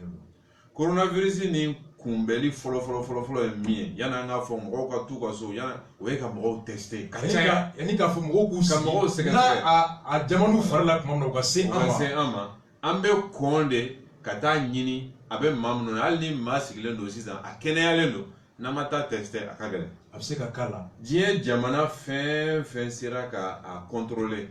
par exemple Asie a daminɛ yɔrɔ min na Corée du Sud olu sera ka contrôler Singapour Hong Kong olu bɛɛ ye testi kɛ massivement c'est-à-dire u ye jamana kɔnɔdenw fanba tester est ce que anw bɛ k'o kɛ anw bɛ testi joli kɛ tile kɔnɔ an ka ɲɛmaaw k'a ɲɛfɔ an ɲɛna testi joli bɛ kɛ négatif ye ni testi ma kɛ a tɛ dɔn a bɛ jɔn na a tɛ jɔn na a bɛ maa joli la a tɛ maa joli la voilà donc ni mɔgɔ bananen sera dɔrɔn a satɔ an y'o ta ko cas positif décès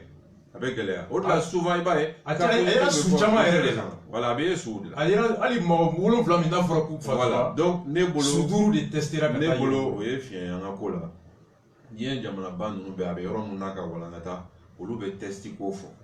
hali n'o y'a sɔrɔ testi ma ca an bara sa mais testi dɔ bɛ yan parce que chinois ka mɔgɔ dɔ ye fondation dɔ ye testi 20,000 ci an ma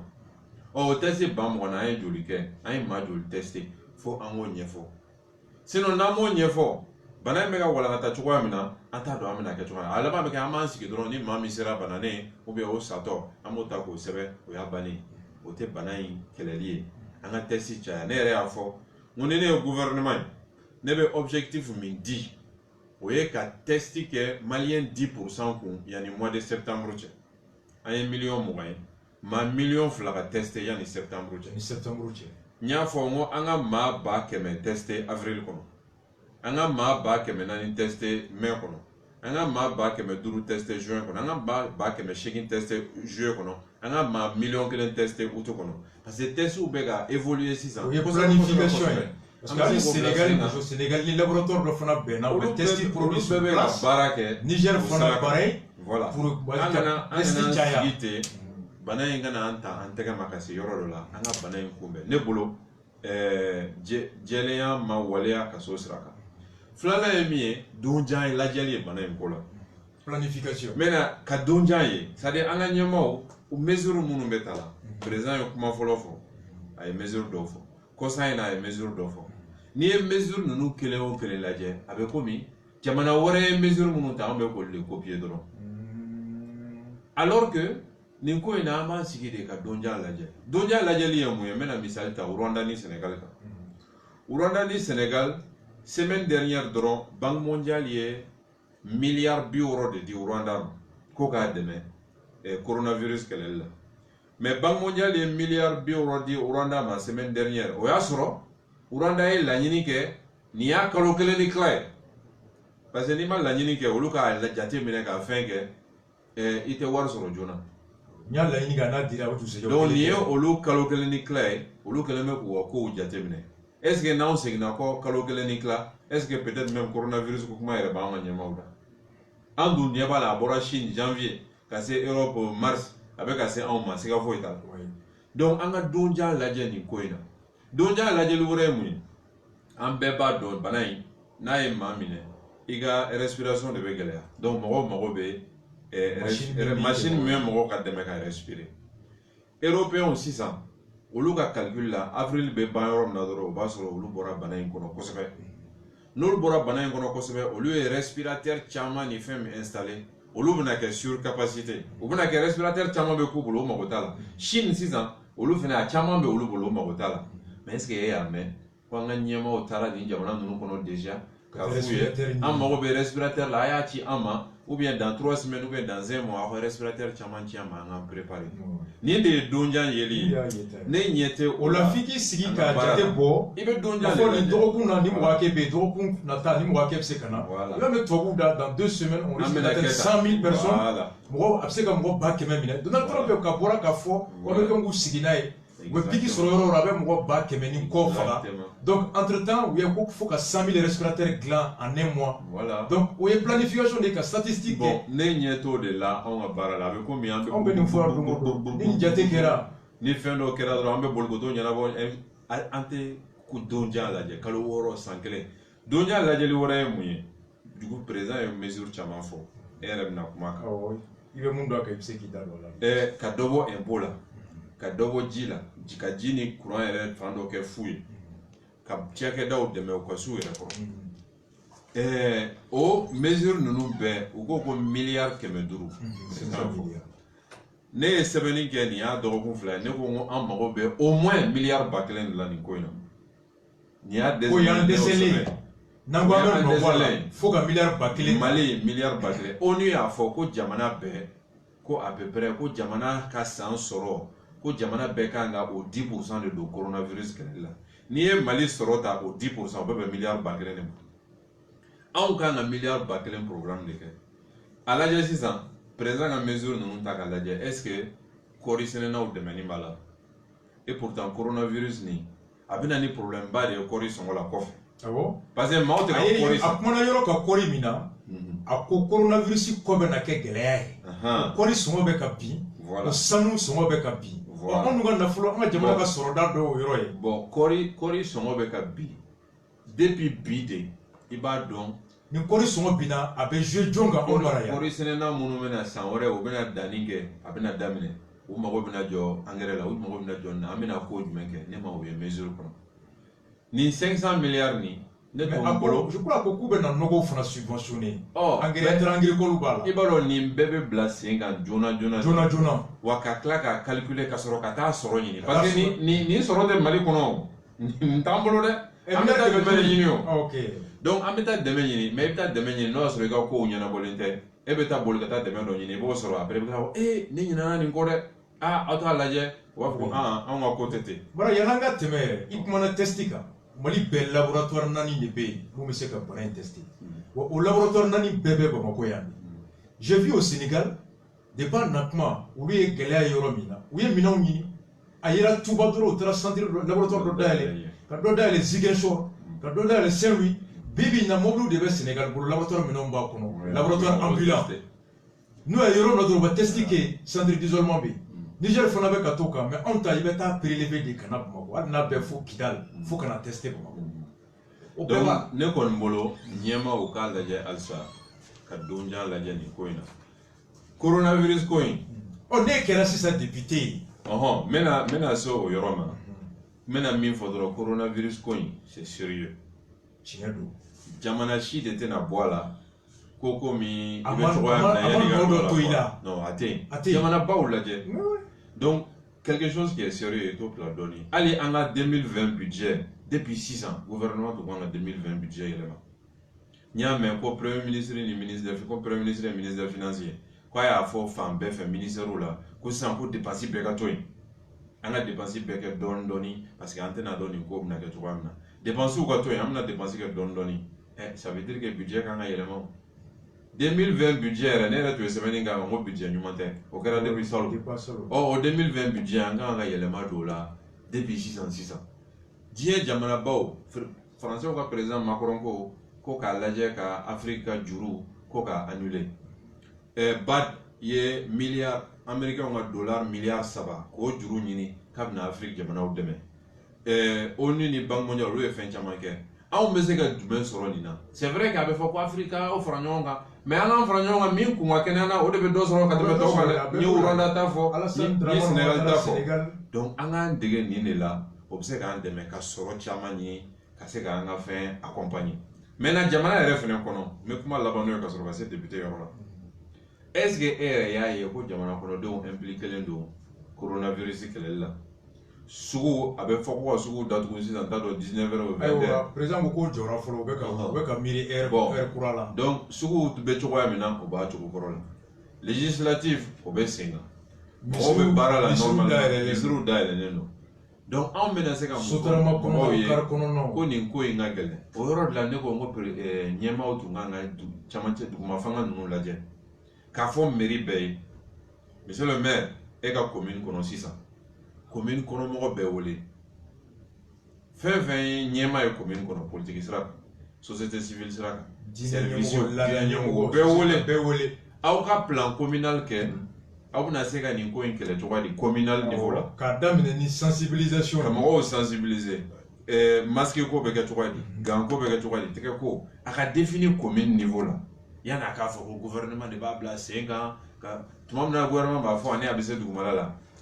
dɔgɔkun caman bɛ tɛmɛ. bi a tɛ dɔgɔkun fila bɛ i ka kuma latigɛ tɛ an ye Italie maire Italie gouverneur an y'a passé émission in kɔnɔ yan maire de bɛ bɔ ka tugu mɔgɔw kɔ haut-parleur b'u bolo k'a fɔ a ye to so gouverneur tout le monde Inde maa miliyari 1 ni maa 300 Inde premier ministre bɛ bɔ don o don sɔgɔma ka yafa deli k'a ɲɛfɔ maaw ye wa gouverneur diɲɛ don o don a kɛra sariya de ye i bɛ bɔ i ka dugu kɔnɔ service fɛn bɛ a ɲɛmɔgɔw aw bɛ réunion kɛ mesure bɛ niveau jɔn na a bɛ ka appliquer difficulté bɛ yɔrɔ jɔn mun solution bɛ se ka n'a ye nɔ l'un de 1 milliard 300 personnes depuis duguma olu y'a daminɛ yen bɛɛ maire gouverneur tout le monde i bɛ tubabu yɛrɛ baara ye maire de bɛ au devant olu de bɛ kɛlɛ ɲɛmɔgɔ la u ka hôpital ɲɛmɔgɔ olu bɛ contact la u ka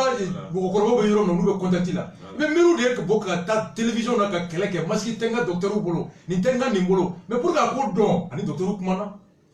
pour que a ko dɔn ani nin bɛ yen u bɛ maire de ni préfet ye u bɛ taa laki daw la piscine daw la plage la ka taa lajɛ ni maaw bɛ ka bonya ka maaw fɛn hali u kɛlen ka sugu datugu maire bɔra ka taa sugu mɔgɔw ka taa lajɛ cogo de a bɛ se ka évoluer effectivement k'i ka kuma sɔn a tɛ 2 semaines bɔ an ye Italie ta joué yan a gouverneur bɛ kuma la mais ne yɛrɛ m'a mɛn yan fɔlɔ hali yan ne y'a kuma fɔ u ye Kalaban sous préfet de kelen ta fɔ n ye dɔ ye message ci ko y'a ka mɔgɔw wele mais à part ça hali an yɛrɛ ka communicatif kɔnɔ ne ma Berthe yɛrɛ mankan mɛn k'a ye mɔgɔ wele a la. non parce que an kɛlen bɛ ka maire dege de f'a ka bɔ sanfɛ de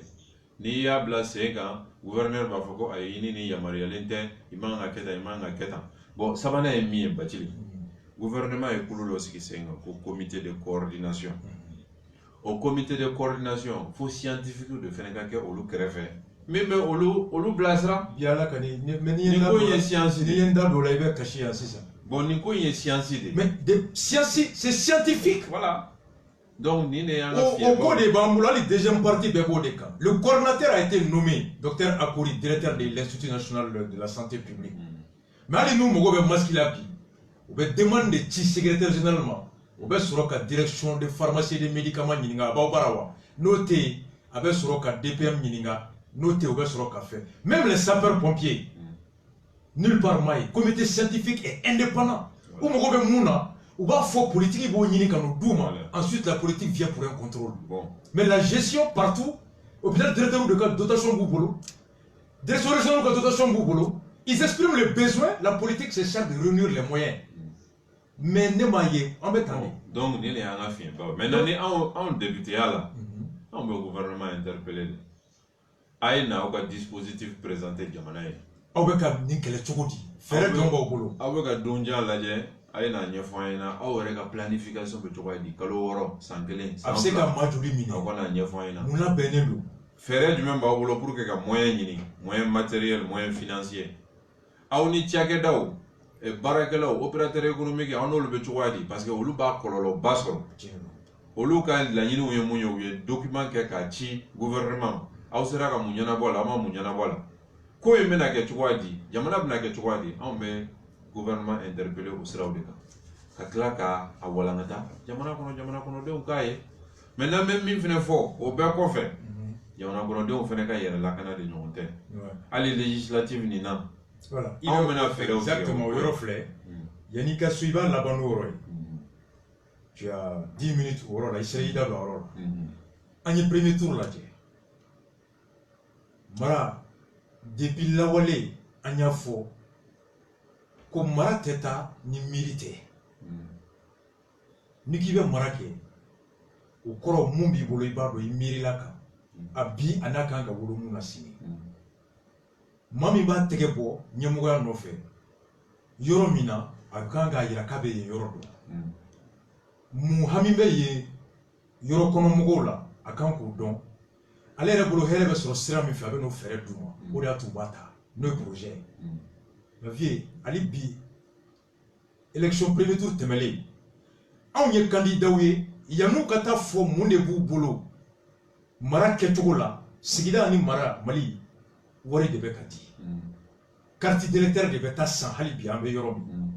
ɔ électeurs fana bɛ ka hali bi wari de minɛ yan'u ka ɲininkali kɛ mun fɛɛrɛ b'i bolo ka bɔ ɲama na mun fɛɛrɛ b'i bolo ka ji sɔrɔli nɔgɔya ye mun fɛɛrɛ b'i bolo banajugu min hami bɛ n na bi n'i donna bi i bɛ gouvernement dɛmɛ ka o sɔrɔ yan'an k'o ɲininkali kɛ n den tɛ baara la n man kɛnɛ baara tɛ yen soko bɛ n na an bɛ sokɔnɔna la bi an bɛ sɔ feere la sɔ tɛ feere su fɛ an bɛ so an bɛ kafe de feere su fɛ ka nasɔngɔ ɲini an bɛ so couvre-feu bɛ yen i bɛna mun jɛ o bɛ ban sini mun de fɛɛrɛ bɛ e bolo n'e taara bi k'o bɛ se ka ne bɔ nin dingɛ kɔnɔ ka hakili sigi sini ani n denw ka sini ɲɛsigi yan'an fana ko ɲininkali kɛ anw caman fana bɛ ka 400 a ka ca an balakaw de fan fɛ an balakaw de caman i b'olu de ye ko nin ye yɛrɛ ɲini de ye f'u bɛ wulafɛla ma kɔnɔ ko sɔgɔmada da ka nɔgɔn ko wulafɛla k'o de wari ka ca ni nana 16h ani 1000 t'anw ta ten u bɛ ɲɔgɔn ɲininka joli de bɛ nin candidat bolo o bɛ 600 la wa an ka jɔ 17h dɔ in ta jɔ 1000 an k'o ma kɔnɔ f'u b'a f'i ye ko ni wari tɛ an tɛ taa mun de bɛ e bolo bi candidat minnu yan'u ka taa fɔ n ye nin kɛ ni taara n bɛ nin kɛ olu bɛ taa barama de san ka wari di walima ka taa carte d'électeur san ani anw électeur minnu fana yan'an ka ɲininkali kɛ an ka bi hɛrɛ ni sini hɛrɛ bɛ cogo min anw bɛ taa wari de minɛ mun de b'an bolo ka taa fara mun de mesure kan ka ta jamana fɛ ani anw yɛrɛ deuxième tour ka bɛn n'o ye kuma fɔlɔ min b'o fan fɛ Bacili n b'a f'i ye n bɛ profiter ka communiquer cɛ ni muso denmisɛnnin ni maakɔrɔba bɛɛ ladɔnniya anw ma deli k'a fɔ maa ye i ka taa maa ka carte san ou bien ka taa carte minɛ maa la parce que maaw bɛ ka boli commune kɔnɔ an ka commune kɔnɔ kɛrɛnkɛrɛnnenya la ka taa yɛlɛma tɔgɔ la k'a fɔ ko Musa Mara ko k'a b'a ka carte di an ma ou bien yɛlɛma ko k'a b'a ka carte di an ma yɔrɔ min na u b'a dɔn anw dɛmɛbaaw bɛ yen an fɛlen don Parce que mon minera carte coina, il y a dossier 14e arrondissement. Exactement, 14e arrondissement, où il y a des frères. En bas, il faut communiquer avec les gens. Dieu connaît ma délicat, faut mon carte, ou même mon carte sans. Dieu connaît ma délicat, faut mon carte. Ni moi, ma tari to la kachidente. Na chidente, ndani. Itabolote. Beki ka carte garder, machi kana carte ferré, ou beka carte di mama. Mais au kuma damne no oy. Maintenant flana est mis, patili. Mogo tigera politique là. Ana tiɲɛ fɔ mɔgɔw tigɛra politique la ka da mun kan ni politique mɔgɔw nana n'u ye kuma duman fɔ ni danaya dar'u kan n'u taara san 5 donc ni a yera sa a bɛna kɛ de fiɲɛtɔ ka dɔn ye fiɲɛtɔ bɛ dɔn kɛ n'a ka sara de komi anw tɛ ne ye san 5 kɔnɔ don kelen ni mina e mago bɛ anw na ou bien tuma kelen ni mina e mago bɛ anw na fɛn m'anw bolo k'o minɛ e la anw b'o minɛ e la k'e bila ka taa mais mɔgɔw k'a dɔn fɛnɛ o ko in kɛcogo a damandi maaw de la ɲɛmaaw de b'a avantage sɔrɔ parce que ɲɛmaaw bɛna wari suɲɛnen wari nɔgɔlen ka na o fusufusu dɔɔni aw kan ka ɲɛmaaya sɔrɔ ka continuer k'aw ka wari dun ka continuer k'aw joli min san 5 parce que e bɛ tile kelen min ta min la voilà a ka san 5 e de bɛ tila k'a d'a ma san 5 ne bɛ misali dɔ yɛrɛ d'i ma dɔ y'a fɔ ne ɲɛna Jikɔrɔni ko mara de o y'a sɔrɔ n bɛ ka nin kuma kelen fɔ ko i bɛ nin kuma min fɔ ne b'a la sɔn ji la dɛ n bɛ tiɲɛ de fɔ ko kuma min na e ni maaw tun bɛ ɲɔgɔn na mɛrisigi la 2004 an ka liste yɛlɛmina tuma min na ko candidat dɔ nana anw ma a ye 1000 di ne ma ne ye 1000 minɛ ka vota ye a taara mais o candidat kelen kalo kelen o kɔfɛ o nana ne ka du minɛ n'a k'a di faama ma ko donc ko ne ka 1000 min dira ne ma o kɛra ka ne yɛrɛ faga de parce que ale ka a bɛ wari de ɲini o ɲɛmaaw bɛ mɔgɔ fɛn fɛn bɛ wari di ka kɛ ɲɛmaa ye a tigi bɛ wari de ɲini ɲɛmaaya kɔnɔ a ye min di a b'o bɔ a bɛ siɲɛ wɛrɛ ta fɛnɛ préparer parce que aw bɛ wari de ɲini donc an ka wari minɛ ɲɛmaaw la a da man di anw de la anw de bɛ bin a dingɛ kɔnɔ fɔlɔ o de ka ɲɛfɔ maaw ye tiɲɛ don ɲɛmaaw caman man ɲi tiɲɛ don politique mɔgɔw tɛ danaya mɔgɔw ye mais kelen kelen dɔw fɛnɛ b'a la minnu ka ko ka fisa. a bɛ ko mɔgɔ min ka fɔ ko n bɛ wari sara ka kɛ alimami ye o tɛ ala ko ye bilen. i y'a faamu. Exactement. Maa fɛn fɛn bɛ wari di ka ɲɛmaaya kɛ o tigi ka ɲɛmaaya tɛ kɛ ɲɛmaaya ɲuman ye. Sinon ne y'a fɔ sisan ko Mali ɲɛmaaya ye sɛgɛn de ye o. I ko politique bɛ dɔ de bɔ i kun. A bɛ dɔ de bɔ i kun. Jɔn bɛ wari sara ka taa wari sara ka taa o ɲini. Donc mɔgɔ t'o kɛ mɔgɔw k'o de faamu Mali ɲɛmaaya bɛ maa fantanya de. N'i tilennen don kɔni a b'i fantanya de. N'i ye zone de ye a bɛ se k'i faamaya. Donc ɲɛmaa tilennen o tɛna wari d'i ma cogoya si. Mɔgɔw ka baara kɛ e ka baara sɔrɔ. Mɔgɔw ka faamu dɔ politique bɛ ma tilennen bololankoya. Ɔ dɔw b'o fɔ o yɔrɔ la ko mais ko fɛn min n'i t'a sɔrɔ mun b'i bila a la sɔrɔ bɛɛ tɛ nafolo ye dɔ ka nisɔndiya ye ka jama ye. Ka mɔgɔw dɛmɛ. Ka jama ye hɛrɛ. Ka dɛmɛ dɛ ne bɛ o de f'i ye ne yɛrɛ bakun ta ye o de ye c'est-à-dire anw ye garijɛgɛ sɔrɔ ne y'a f'i ye sisan ne san 26 san 27 n ye sara sɔrɔ kalo la min ka ca ni 5 miliyɔn 6 miliyɔn 7 fo miliyɔn 8 kalo la i y'o sɔrɔ i san 27 ka sɔrɔ i ma san 30 sɔrɔ o ye chance ye i bɛ Ala fo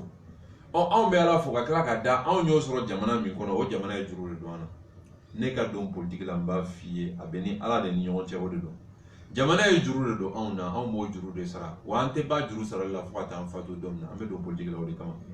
an bɛ se ka fɛn o fɛn kɛ ka maaw dɛmɛ an b'o de kɛ o de la an tɛ nkalon tigɛ ka ɲɛmaaya ɲini o de la an tɛ wari di mɔgɔ ma ka ɲɛmaaya ɲini parce que ɲɛmaaya kɔnɔna la anw bɛna fɛɛrɛ de tigɛ ka maaw dɛmɛ n y'o chiffres caman di sisan donc k'a fɔ maaw ye électeurs kan minnu fana bɛ taa yan'u ka taa mara kɛcogo fɔ ka wari di mɔgɔw ma k'u ka carte d'électeur san ka barama d'u ma vie maa tɛ fɛn fɔ olu ye o min bɛ kɛ dɔrɔn an bɛ sariyaw de tigɛ pour que k'olu kɛlɛ parce que i tɛ se ka foyi fɔ olu bɛ min mɛn olu tɛ maa ɲumanw ye olu ye maalankolon de maa o maa bɛ wari di mɔgɔw ma ka ɲɛmaaya kɛ i ye maalankolon de n b'o fɔ k'o nɔgɔ b'o la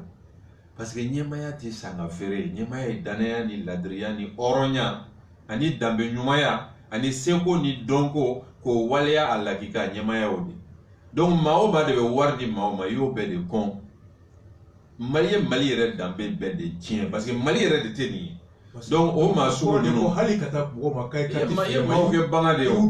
y'u dɔgɔya de exactement donc o maa sugu ninnu an bɛ sariyaw de ta o de la ne y'a fɔ n ka programme kɔnɔ n'an donna assemblée kɔnɔ an ka sariya fɔlɔfɔlɔ min ye ka wari jɔyɔrɔ dɔgɔya an ka élection na ka tila k'a ɲaŋili ka caman fara kan ni maa o maa yera wari di la maa o ma i ka kaso kɛ fi ka nimisa o kasoko la o ka ca yɛrɛ ka kɛ hali crime yɛrɛ comme terrorisme ye crime ye cogoya min na donc o fɛɛrɛ ninnu ka tigɛ sariyaw kɔnɔ pour que ka wari jɔyɔrɔ bɔ an ka élection ko n'an ka démocratie ko la sinon n'an m'a kɛ n y'a fɔ n k'an bɛ trafiquant de drogue kɛ Mali président don dɛ parce que ni wari sɔrɔ a bɛ taa wari suguya bɛɛ la ka na di an ma an ka an janto o yɔrɔ la donc kuma kɛ laban na sisan i b'a laban n'o ye voilà laban ye min ye o ye barrière o ye premier tour ye mun ye deuxième tour ye premier tour ye mun ye dispositif min tun annoncé la deuxième tour la i bɛ se ka mun de conseiller gouvernement ye k'o renforcer ani électeurs yɛrɛ individuellement an kan ka taabolo jɔn ta par rapport aux mesures individuelles an ye min ye premier tour la gouvernement ye fɛɛrɛ minnu fɔ a bɛɛ ma waleya ka maaw lakana bana in hukumu kɔnɔ gouvernement ko centre de vote bɛɛ da la tɛgɛ ko yɔrɔ bɛ sɔrɔ ni safunɛ ye o tun bɛ yen mais bureau de vote bɛɛ da la gel ka sɔrɔ yen o tun tɛ yen minnu bɛ baara kɛ bureau de vote kɔnɔ fɛnɛ masque ni fɛnw ka k'olu bolo assesseurs ni président o tun tɛ yen donc o kɛra fiɲɛ ye o kɛra sababu ye maaw siranna ni n bɛ taa biki de bɛ diyan n bɛ se ka fɛn sɔrɔ biki fɛ n bɛ n tɛgɛ don engrais la n bɛ se ka fɛn sɔrɔ engrais fɛ n bɛ min fɔ mɔgɔw ye fɔlɔ biki minɛni n'i y'i tɛgɛ ko ni safunɛ ye i bɔlen vote la ou bien i ka gel k'i tɛgɛ la foyi t'a to bana in k'i minɛ engrais in fɛnɛ banakisɛ in yɛrɛ tɛ se ka balo engrais in kɔnɔna la kuma tɛ k'a fɔ ko engrais ka kɛ sababu ye ka bana in kɛ mɔgɔ a ka kɛ ka mɔgɔw sɔrɔ donc an b'a ɲini gouvernement fɛ président y'a fɔ a ka discours kɔnɔ k'u bɛna fɛɛrɛ tigɛ ka sécurité waleya ka mɔgɔw lakana waleya mais anw yɛrɛ fɛnɛ anw ye fɛɛrɛw tigɛ kandidaya kɔnɔna la e yɛrɛ ka yɛlɛma yɛrɛ niveau la anw yɛrɛ ka niveau la anw bɛna fɛɛrɛ tigɛ pour que ka maaw lakana mais an ye min ye commune 4 kɔnɔ o fɛnɛ ye société civile ye o ɲɛna kosɛbɛ jeune chambre min bɛ commune 4 kɔnɔ olu fɛnɛ bɛ fɛ k'u sen don masque ko la k'a kɛ électeur fɛn fɛn bɛ na voter u bɛ masque d'o ma ka masque kelen d'o ma donc ni électeur bɛɛ ye masque sɔrɔ électeur bɛɛ ka gant sɔrɔ électeur ka gel sɔrɔ bureau de vote da la a ka ca ala fɛ o bɛ se ka na ni basigi ye ani ka maaw hakili sigi maaw ka voter anw kɔni ka commune kɔnɔ inchallah nin fɛɛrɛ nin bɛɛ bɛna tigɛ pour que maaw ka lakana o de kɛra Corée du Sud bi Corée du Sud président fɛn législatif kɛ bi vote kɛ ka ban bɛɛ protéger len don maaw taara kana donc an b'o de ɲini ni ala sɔnna an bɛna tɛmɛ o sira fɛ an bɛ dugawu kɛ laban na dimanche don an b'a fɔ bɛɛ ka bɔ ka voter bɛɛ k'i lakana bɛɛ ka lakana sabati candidat bɛna lakana siraw ta société civile bɛna lakana siraw ta mais bɛɛ ka bɔ ka voter an ka sugandili kɛ ni hakili ye an kana sugandili kɛ ni sanga feere ye Mali mun bɛ bɛɛ kɛrɛnkɛrɛnnenya la an ka commune kɔnɔ mais Mali mun bɛ bɛɛ la an ka députéw bila ka taa assemblée la députéw bɛ taa an lafasa député min bɛ taa jamana lafasa député minnu hakilina ka ɲi n'u bɛna taa kɛ wasaden lakika ye an ka olu ta an ka dugawu kɛ jamana ye ala ka jamana dɛmɛ ala ka kisi ala ka banajugu ta ka bɔ jamana kɔnɔ ani diɲɛ yɛrɛ mun bɛ bɛɛ kɔnɔ ala k'an bɛɛ ni ɲɔgɔn amina i ni cɛ vraiment an b'i fo ala ka dimanche nata ci bila commune 4 cɛ a n'a muso heure 1 ani tila anw bɛ commune 4 kɔnɔ ɲamanko tɔɲɔ min bɛ anw kan Jikɔrɔni Lafiyabugu Amudalaye Sebenikɔrɔ Lassa Sibiribugu Kalabanbugu bɛɛ b'a dɔn